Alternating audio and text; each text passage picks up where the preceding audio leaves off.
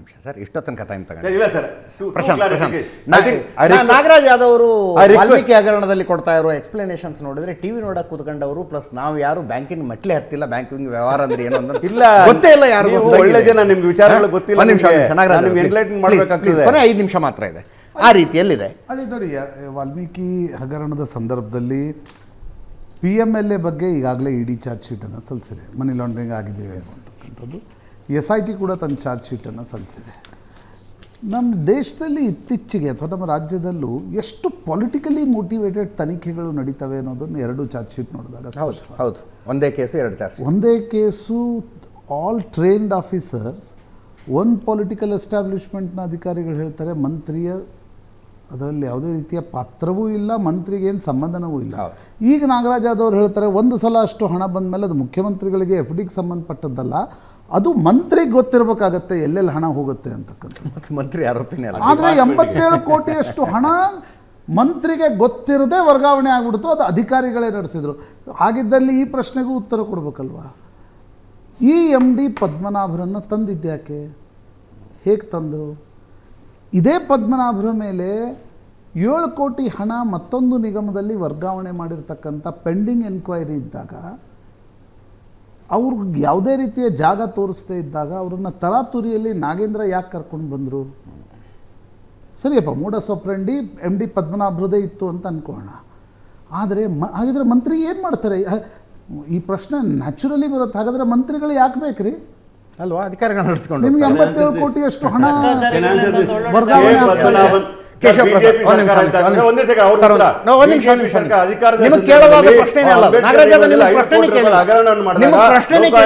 Prove ಆಗೋದಿಲ್ಲ. ಆ ಕಾರಣಕ್ಕೋಸ್ಕರ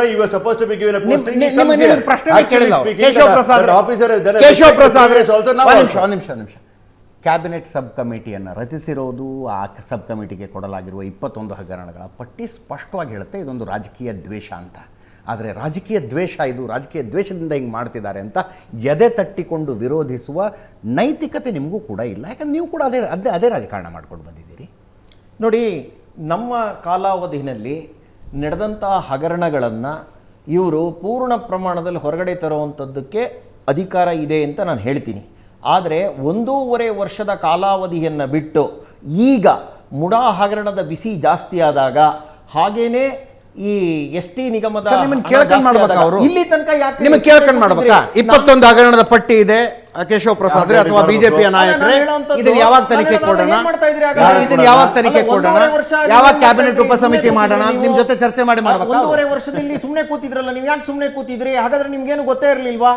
ಏನು ಇಲ್ಲ, ಬಿಜೆಪಿನಲ್ಲಿ ಹಗರಣ ನಡೆದಿದೆ 40% ಅಂತ ನಮ್ಮ ಮೇಲೆ ಆಪಾದನೆ ಮಾಡಿಬಿಟ್ರಿ, ಬಿಟ್ ಕಾಯಿನ್ ಅಂದ್ರಿ. ಹಾಗಾದ್ರೆ ಇದನ್ನೆಲ್ಲ ಏನು ಮಾಡ್ತಾ ಕೂತಿದ್ರಿ? ಬಂದ ತಕ್ಷಣನೇ ವಾರ್ ಫುಟಿಂಗ್ ಮೇಲೆ ತಗೊಳ್ಳಿಲ್ಲ ಯಾಕೆ? ಅಂದ್ರೆ ನಿಮಗೆ ಬೇಕಾಗಿರ್ಲಿಲ್ಲ. ನಿಮ್ಮದು ಯಾವುದ್ಯಾವುದೋ ಹಗರಣಗಳಿತ್ತು, ಅದನ್ನೆಲ್ಲ ಬಿಜೆಪಿಯವರು ಹೊರಗಡೆ ತೆಗೆದುಬಿಡ್ತಾರೆ, ಮಾತನಾಡ್ತಾರೆ ಅನ್ನೋ ಭಯ ನಿಮ್ಗಿತ್ತ? ಅದನ್ನ ನೀವು ಯೋಚನೆ ಮಾಡಬೇಕಲ್ವಾ? ಹಾಗಾಗಿ ಈಗ ನೀವು ಉಪಸಮಿತಿ ಮಾಡಿದ್ದೀವಿ ಅಂತಂದ್ರೆ, ಯಾವ ಉಪಸಮಿತಿ ಮಾಡಿದಾರೋ ಈ ಎಲ್ಲ ಇವ್ರ ಮೇಲೆ ಆಪಾದನೆಗಳಿದೆ. ಡಾಕ್ಟರ್ ಪರಮೇಶ್ವರ್ ಅವ್ರ ಮೇಲೆ ಆಪಾದನೆ ಇದೆ, JH K ಪಾಟೀಲ್ರ ಮೇಲೆ ಆಪಾದನೆ ಇದೆ, ಕೃಷ್ಣ ಬೈರೇಗೌಡರ ಮೇಲೆ ಆಪಾದನೆ ಬಂದಿದೆ, ಪ್ರಿಯಾಂಕಾ ಖರ್ಗೆ ಅವ್ರ ಮೇಲೆ ಬಂದಿದೆ, ಸಂತೋಷ್ ಲಾಡ್ ಅವ್ರ ಮೇಲೆ ಬಂದಿದೆ, ಎಲ್ಲರ ಡಿಪಾರ್ಟ್ಮೆಂಟ್ಗಳಲ್ಲೂ ಹಗರಣ ನಡೆದಿದೆ ಅಂತ ಬಂದಿದೆ. ಹಾಗಾಗಿ ವಿತ್ ವೆಂಜಿಯನ್ಸ್ ಇವ್ರನ್ನೇ ಹಾಕಿ ನೋಡಿ, ಅಕಸ್ಮಾತ್ ಏನಾದರೂ ಇದನ್ನ ಮುಂದಕ್ಕೆ ಬಿಟ್ರೆ ನಿಮ್ ಬುಡಕ್ಕೆ ಬರುತ್ತೆ. ಹಾಗಾಗಿ ನೀವು ತನಿಖೆಯನ್ನು ಚೆನ್ನಾಗಿ ಮಾಡಬೇಕು. 2 ತಿಂಗಳಲ್ಲಿ ಇವ್ರದ್ದು ಯಾವ್ದು ಇದೆಯೋ ಅದನ್ನೆಲ್ಲ ಮಾಡಿ ಏನ್ ಕ್ರಮ ತಗೋಬೇಕು ಅಂತ ಇವ್ರೇನ್ ಹೇಳೋದು ಗೊತ್ತಿಲ್ವಾ? ನಮ್ಮ ಮೇಲೆ ಹಗರಣ ಇತ್ತು ಅಂದ್ರೆ ಡೈರೆಕ್ಟ್ ಆಗಿ ಕೊಡ್ಲಿ. ನೀವು ಜುಡಿಷಿಯಲ್ ಎನ್ಕ್ವೈರಿ ಮಾಡ್ತಾ ಇದ್ದೀರಿ ಅಂತಂದ್ರೆ, ಜುಡಿಷಿಯಲ್ ಎನ್ಕ್ವೈರಿಗೆ ಟರ್ಮ್ಸ್ ಆಫ್ ಕಂಡೀಷನ್ಸ್ ಏನ್ ಕೊಡ್ತೀರಿ? ಟರ್ಮ್ಸ್ ಆಫ್ ರೆಫರೆನ್ಸ್ ನ ನೀವು ಮುಡಾ ಹಗರಣದಲ್ಲಿ ಫ್ರಮ್ ದ ಇನ್ಸೆಪ್ಷನ್ ಅಂತ ಯಾಕೆ ಕೊಡಲ್ಲ? ನಿಮ್ಮ ಅವಧಿ ಆದಮೇಲೆ ಅದನ್ನು ಟರ್ಮ್ಸ್ ಆಫ್ ರೆಫರೆನ್ಸ್ ಕೊಡ್ತೀರಾ? ಹಾಗಾದ್ರೆ ಇನ್ನೇನು ಇದು ನಮ್ಮ ಸೆಷನ್ ಶುರು ಆಗುತ್ತೆ ಅಂತ ಒಂದಿನಕ್ಕೆ ಮುಂಚೆ ಟರ್ಮ್ಸ್ ಆಫ್ ರೆಫರೆನ್ಸ್ನ ಕೊಟ್ಟು ಕಮಿಷನ್ ಆಫ್ ಎನ್ಕ್ವೈರಿನ ಯಾಕೆ ನೀವು ತಂದ್ರಿ? ಅಂದ್ರೆ ಬಿಸಿ ಕಡಿಮೆ ಆಗಲಿ, ಸೆಷನ್ ಅಲ್ಲಿ ನಾವು ಮಾತನಾಡದೇ ಇರಲಿ, ಕೊಟ್ಬಿಟ್ಟಿದ್ದೀನಿ ಅಂತ ಅನ್ಕೊಳಕ್ಕ? ಅಂದ್ರೆ ಇದೆಲ್ಲ ಏನ್ ಸೂಚಿಸುತ್ತೆ ಅಂದ್ರೆ, ನಿಮ್ಗೆ ಫೈರ್ ಫೈಟಿಂಗ್ ಅಷ್ಟೇ ಬೇಕಾಗಿರೋದೇ ಹೊರತು ನಿಮ್ಗೆ ಯಾವುದೇ ರೀತಿಯಾದಂತಹ ರಾಜಕಾರಣವನ್ನ ನಾಗರಾಜ್ ಯಾದವ್ ಈ ಕ್ಯಾಬಿನೆಟ್ ಉಪಸಮಿತಿ ರಚಿಸಿರುವುದರ ಬಗ್ಗೆ ಅತ್ಯಂತ ಪ್ರಾಮಾಣಿಕವಾಗಿ ರಿಯಾಕ್ಷನ್ ಕೊಟ್ಟವರು ಹೋಮ್ ಮಿನಿಸ್ಟರ್ ಡಾಕ್ಟರ್ ಪರಮೇಶ್ವರ್ ಮಾತ್ರ. ಇರಲಿ, ಬಿಜೆಪಿ ಅವರು ದ್ವೇಷ ರಾಜಕಾರಣ ಮಾಡಿದ್ದಾರೆ, ನಾವು ಮಾಡ್ತಾ ಇದ್ದೀವಿ, ಬೇರೆ ಏನು ಮಾಡೋಕ್ಕಾಗುತ್ತೆ? ದ್ವೇಷ ರಾಜಕಾರಣ ಮಾಡ್ತಾ ಇದ್ದೀವಿ ಅನ್ನೋದು ಸತ್ಯ. ಮೈ ಲಾಸ್ಟ್ ಕಮೆಂಟ್ ಬಿಡಿ. ಈ ಉಪಸಮಿತಿ ಇರ್ತಕ್ಕಂಥ ಅದು ತನಿಖಾ ಅಧಿಕಾರಿಗಳಲ್ಲ ಅವರು. ಹೌದು. ಅವರು ತನಿಖಾಧಿಕಾರಿಗಳು ಮತ್ತು ತನಿಖೆ ಮಾಡ್ತಾ ಇರ್ತಕ್ಕ ಏಜೆನ್ಸಿಗಳು ಏನು ಮಾಡ್ತಾ ಇದ್ದಾವೆ, ಯಾವಾಗ ರಿಪೋರ್ಟ್ ಕೊಡ್ತಾರೆ ಅದನ್ನ ಬೇಗ ಪಬ್ಲಿಕ್ ಡೊಮೈನ್ಗೆ ತರ್ತಕ್ಕಂಥ ಕೆಲಸವನ್ನು ಮಾಡಬೇಕು ಅಂತ ಜವಾಬ್ದಾರಿ ಕೊಟ್ಟಿರ್ತಕ್ಕಂಥದ್ದು. ಮತ್ತು ಅಪ್ಪಿತಪ್ಪಿ ಯಾವ್ದಾದ್ರು ತನಿಖಾ ಏಜೆನ್ಸಿ ಬಿ ರಿಪೋರ್ಟ್ ಕೊಟ್ಟಿಗಿಟ್ಟಿತ್ತು ಅಂತ ನೋಡ್ಕೋಬೇಕಾಗತ್ತೆ. ನೀವು ತನಿಖೆ ಮಾಡ್ಬೇಕು ಅಂತ ಇವ್ರು ಹೇಳ್ಕೊಡ್ತಾರೆ ಅಷ್ಟೇ. ನೀವು ನಿಮ್ಮ ಮೂಗು ನೀರಾಗಬೇಕಾದ ಆನ್ಸರ್ನ ಕೊಡ್ಲಿಕ್ಕೆ ನಾನು ಕೂತಿಲ್ಲ. ಕ್ಯಾಬಿನೆಟಲ್ಲಿ ಆಗಿರ್ತಕ್ಕ ವಿಚಾರ ನಮ್ಮ ಪಕ್ಷದಲ್ಲಿ ತಗೊಂಡ ತೀರ್ಮಾನಗಳು ಸ್ಪಷ್ಟವಾಗಿ ಸತ್ಯವನ್ನು ಹೇಳಲಿಕ್ಕೆ ಮಾತ್ರ ನಾನು ವಕ್ತಾರ ಮಾಡಿದ್ದಾರೆ. ರಾಜಕಾರಣ ಮಾಡಲಿಕ್ಕೆ, ದ್ವೇಷ ಮಾಡಲಿಕ್ಕೆ ಅಲ್ಲ. ಸರ್ ಮುಗಿಸ್ತೀನಿ ಸರ್. ಹಾಗಾಗಿ ನಿಮ್ಗೆ ಹೇಳ್ತಾ ಇರ್ತಕ್ಕಂಥ ಏನಂದರೆ, ಇವ್ರು ಹೇಳ್ತಾ ಇದ್ರು PN ದೇಸಾಯಿ ವಿಚಾರಗಳು ಮಾತಾಡ್ತಾ ಇದ್ರಲ್ಲ, ನಾವು ಹೇಳ್ತಾ ಇದ್ದೀವಿ ಕೇಳಿ, ಅದ್ರಲ್ಲಿ ಫೈಂಡಿಂಗ್ಸ್ ಏನಾದ್ರು ಬಂದರೆ ಮಾಡ್ಲಿಕ್ಕೆ ಹೇಳಿ. ಇಲ್ಲ ಗವರ್ನರ್ ಏನಾದರೂ ಇರ್ತಕ್ಕಂಥ ತನಿಖಾಧಿಕಾರಿಗಳು ಅಂತ ಹೇಳ್ತಕ್ಕಂಥದ್ದು, ಲೋಕಾಯುಕ್ತ ಅಂತ ಹೇಳ್ತಕ್ಕಂಥದ್ದು, ಪೊಲೀಸ್ DGP ಆಫೀಸ್ ಅಂತ ಹೇಳ್ತಾರೆ, ಅವ್ರು ಯಾರಾದರೂ ಪ್ರಾಸಿಕ್ಯೂಷನ್ ಪರ್ಮಿಷನ್ ಕೇಳಿದ್ರೆ ನೀವು ಕೊಡಿ. ನೀವು ಪಬ್ಲಿಕ್ ನೇರವಾಗಿ ಬಂದಾಗ ಕೊಟ್ಟಾಗ ನೀವು ರಾಜಕಾರಣಕ್ಕೋಸ್ಕರ ಕೊಡೋದಾದ್ರೆ ಏನಿದೆ? Thank you so much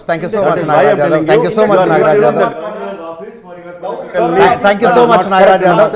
Keshava Prasad ರೇ ಧನ್ಯವಾದ, ರಾಜೀವ್ ಗೌಡ್ರೆ ಧನ್ಯವಾದ, ಥ್ಯಾಂಕ್ ಯು ಪ್ರಶಾಂತ್. ನಾಗರಾಜ್ ಯಾದವ್ ಅವರು ಒಂದು ಮಾತನ್ನು ಹೇಳಿದರು, ನಿಮ್ಮ ಮೂಗಿನ ನೇರಕ್ಕೆ ಮತ್ತು ನಿಮಗೆ ಬೇಕಾದಂತೆ ಉತ್ತರ ಕೊಡುವುದಕ್ಕೆ ನಾನಿಲ್ಲ ಅಂತ. ಡೆಫಿನೆಟ್ಲಿ ಅಲ್ಲ.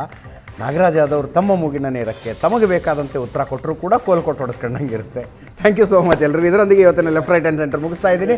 ನೇರ ದಿಟ್ಟ ನಿರಂತರ ಸುದ್ದಿಗಾಗಿ ನೋಡ್ತಾ ಇರಿ ಏಷ್ಯಾನೆಟ್ ಸುವರ್ಣ.